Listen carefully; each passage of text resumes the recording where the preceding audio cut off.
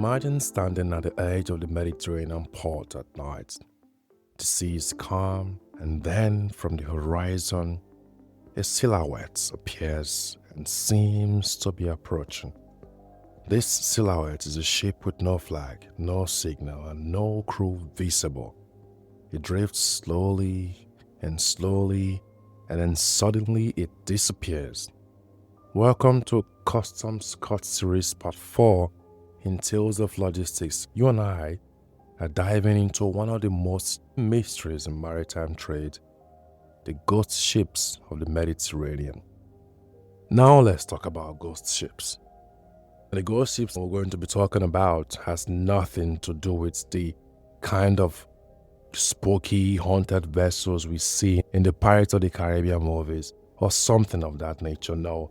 When we're talking about ghost ships in this context, we're talking about ships that operate in shadows, ships that operate without flags, with falsified IDs, and have their transponders or signals switched off constantly. Why? Because they are used for the transportation of illicit trades, smuggling, and even human trafficking. And the best route for this transportation or logistics of these illegal substances is the Mediterranean Sea. But why the Mediterranean Sea? First, it's because of its geographical importance. The Mediterranean Sea is a crossroads of Europe, Africa, and the Middle East. Also, the Mediterranean Sea is a very, very busy maritime route with thousands of legitimate ships plying that sea every day. So yes, it's the best place.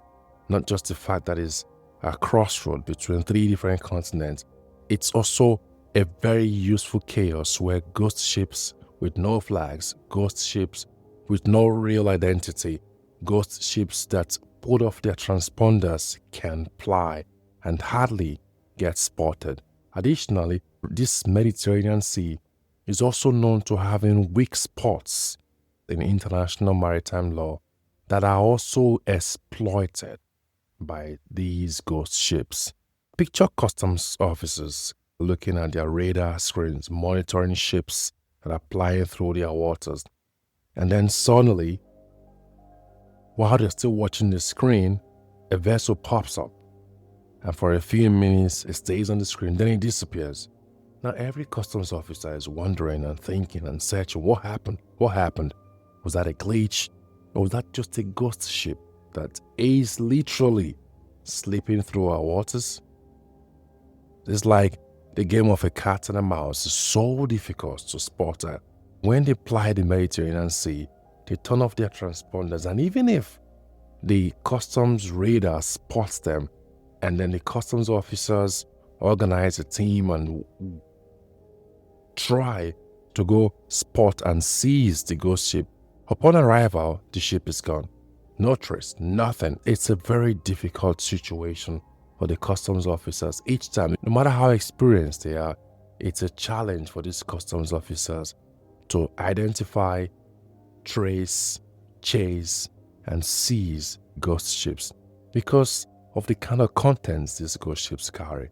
They carry illegal arms. They carry petroleum resources like diesel and fuel with questionable sources. They have human trafficking, drug trafficking of all sorts going on them. Because of the contents that these ghost ships carry, it becomes increasingly difficult for customs officers to see them, chase them, and seize them.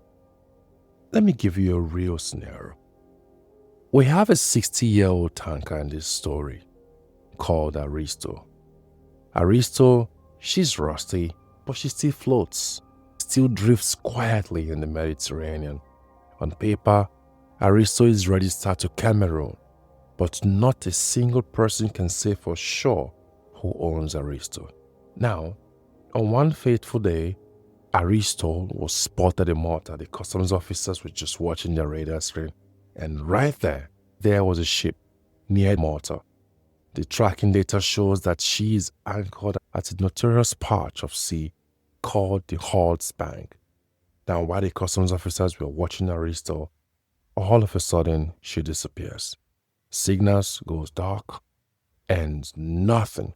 Customs officers took their boat and drove to that spot, and Aristo was not found. So here you have customs officers, you have coast guards, even satellites. Everyone is thinking and wondering, what happened? We saw this boat right now, right here, at Halsbank, and now we can't see the vessel anymore.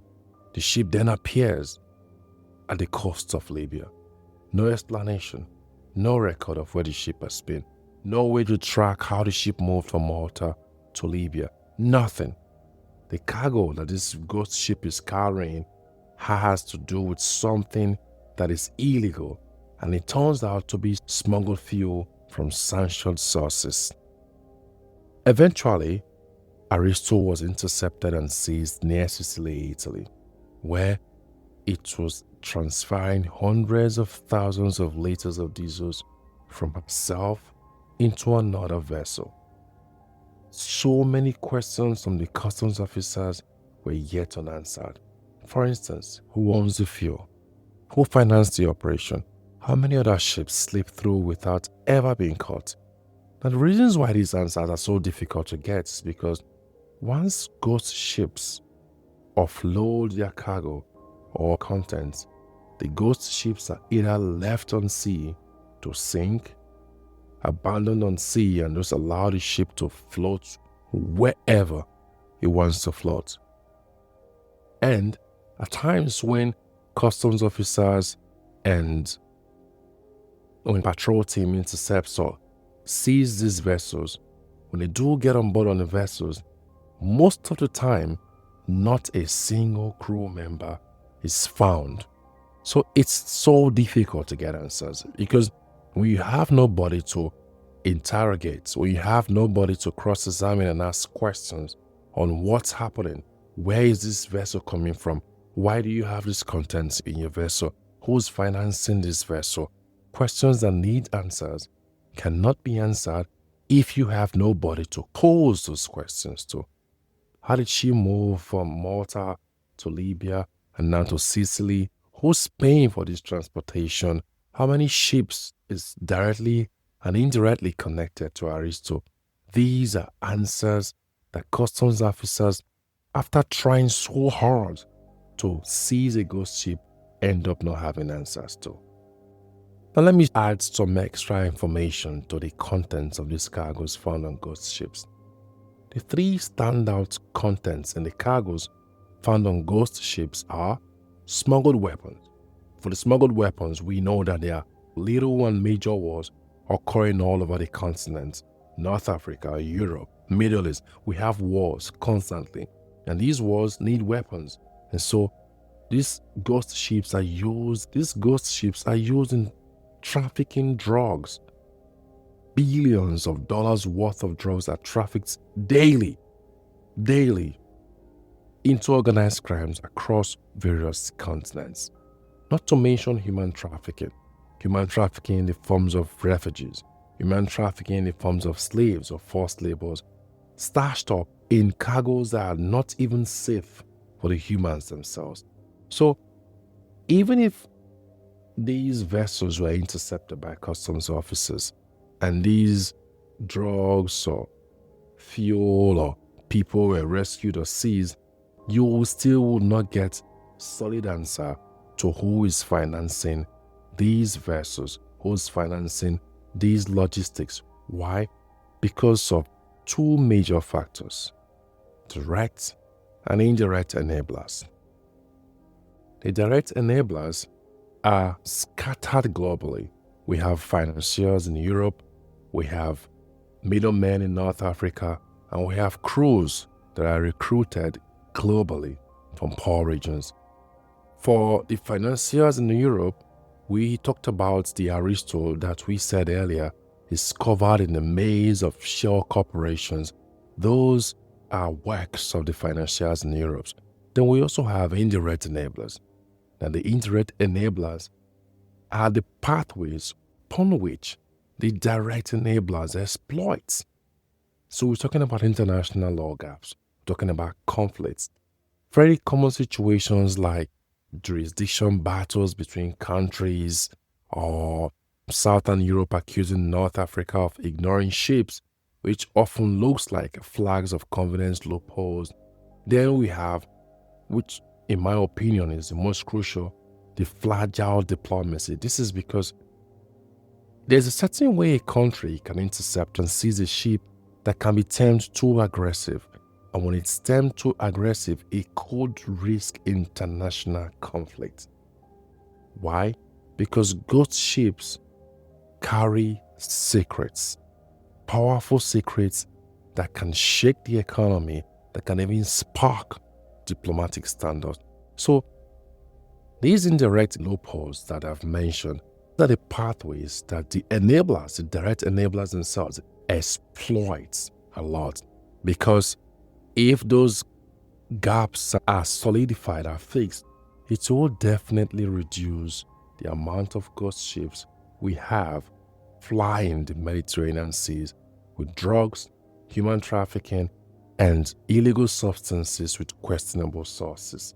As long as there's a poor practical enforcement of the United Nations Convention on the Law of the Sea, ghost ships will continue to thrive.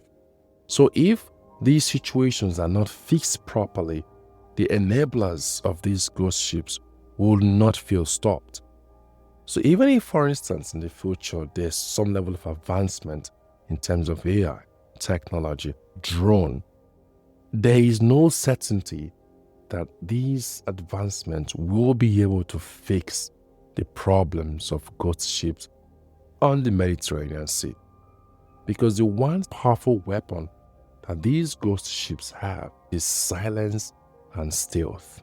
The ability to stealthily and silently ply the Mediterranean, avoid all the customs radar, stay in between legal ships, and get to the destination without getting spotted. So what have we seen so far? We've come to realize that ghost ships do symbolize the dark part of global trade, the distasteful side of global trade that the public never gets to know. We've also come to see that these ghost ships have enablers scattered across the continent, not because these enablers cannot be put to an end, but because we have indirect enablers that needs to be fixed before customs officers, patrol officers, and the government can bring an end to ghost ships. So when next you're standing at a quiet shore and you see a light flickering on the horizon, it could just be a cargo ship, or it could also be a ghost ship just slipping past the customs of your country. So these are the things we've come to learn about ghost ships. Thank you very much for listening to these episodes. If you do enjoy this episode, please share it with your network, leave a review, and check our conversations on our website, www.talesoflogistics.com. Thank you, and see you in our next episode. Voila.